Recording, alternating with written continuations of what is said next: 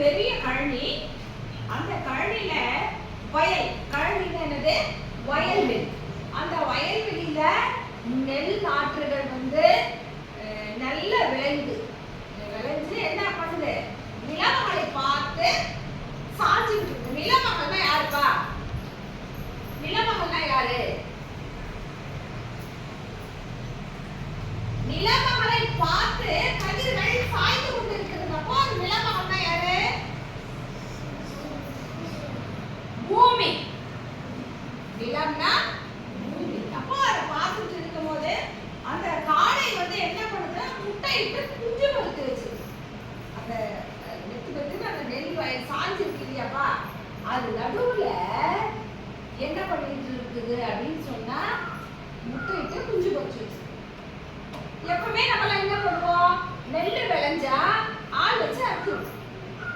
அப்போ இந்த குருவிகள் அந்த காடை என்ன பண்ணுதுன்னா, தாய் காடை இருக்கு இல்லையா, அது என்ன பண்ணுதுன்னா வெளியில போகுது. தாய் காடை என்ன பண்ணுது, வெளியில போயிட்டு இருக்கும் போது இந்த குஞ்சுகள்லாம் என்ன பண்ணுது, அந்த தாய் காடை கிட்ட அப்பா அது அம்மா வயல்வெளியில நெற்கதிர்கள்லாம் சாஞ்சு போய் இருக்கு. என்ன பண்ணுவாங்க சீக்கிரமா அறுத்துருவாங்க, அதான் நம்மள என்ன பண்றது அப்படின்னு சொல்லிட்டு அது பயப்படும் போது அந்த தாய் காடை இருக்கு இல்லையா, அது என்ன சொல்லுது அப்படின்னு சொன்னா, பிள்ளைகளே நீங்க பயப்படாம இருங்க,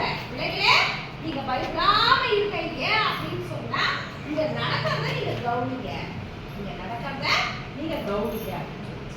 அப்புறம் கொஞ்சம் போயிட்டு சாயந்தரம் அப்போ அந்த காடை போன அப்புறம் வயல்வெளியில இருக்கிற அந்த உரிமையாளர் வராரு.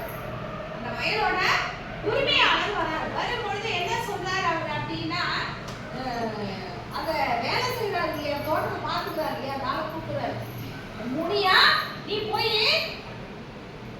ஆளுங்களுக்கு ஏற்பாடு பண்ணு, என்ன பண்ணணும், இந்த நெற்கதிர்களை அறுக்கணும் அப்படின்னு சொல்றாரு. சொல்லும்போது சரி அப்படின்னு சொல்றாங்க. அவங்க சொல்லிட்டு அப்புறம் இந்த காடை சாயந்தரமா காடை குஞ்சுகள் கிட்ட கேக்குது, என்ன சொன்னாரு இன்னைக்கு வயலோட உண்மையாளர் வந்தாரு, என்ன சொன்னாரு அப்படின்னு கேட்கும்போது அதுக்கு அந்த குஞ்சுகள் இருக்குது இல்லையா, அந்த காடை குஞ்சுகள் இருக்குது இல்லையா, சொல்லிச்சு இந்த மாதிரி ஆளுங்களை கூப்பிட சொன்னாரு.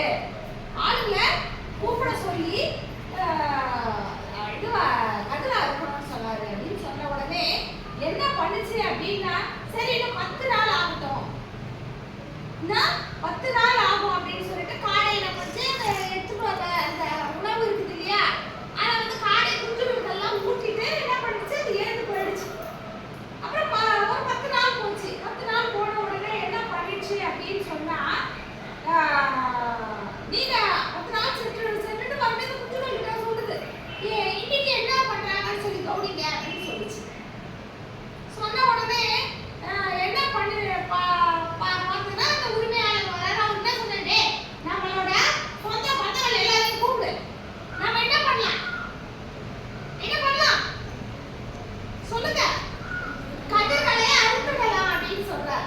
சொல்லிட்டு அவர் என்ன பண்ணாரு, உரிமையாளர் போயிட்டாரு, தோட்டம் பார்த்துக்கிறோம், தொழிலாளி போயிட்டு அப்புறம் மறுபடியும் சாயந்தரமா அந்த காடை அந்த குஞ்சுகள் கிட்ட கேட்குது, இன்னைக்கு என்ன நடந்துச்சு அப்படின்னு சொல்லும்போது குஞ்சுகள் நடந்ததை சொல்லுது. சொன்ன உடனே என்ன பண்றாங்க அப்படின்னு சொன்னா, ஒரு 10 நாள் போகட்டும் அப்படின்னு சொல்லிட்டு அது போயிட்டு 10 நாள் சென்று மறுபடியும் என்ன பண்ணுது அப்படின்னு சொன்னா, இன்னைக்கு என்ன நடக்குதுன்னு பாருங்க அப்படின்னு சொல்லி சொன்ன உடனே சரின்னு சொன்னா அவர் என்ன பண்ணாரு, மறுநாள் அவங்க பையனை எடுத்துட்டு வராரு. வந்த உடனே காலையில என்ன பண்ணலாம், நம்ம கதிரை அறுத்துடலாம் வாடா அப்படின்னு சொல்லி சொல்லிட்டு போயிடுறாரு. இதை சாயந்தரம் அந்த காடை என்ன பண்ணுது, என்ன சொன்னாங்க அப்படின்னு சொல்லி கேட்கும் பொழுது இந்த குஞ்சுகளுக்கு நடந்ததை சொல்லுது. உடனே என்ன பண்ணுது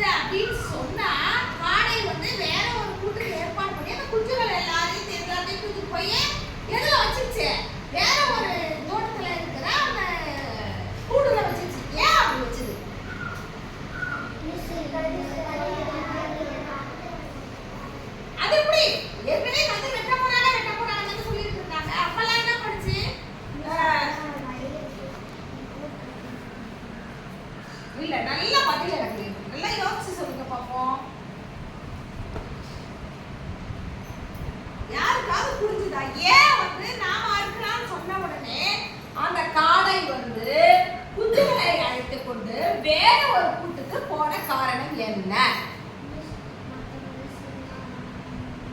சத்தமா சத்தமா.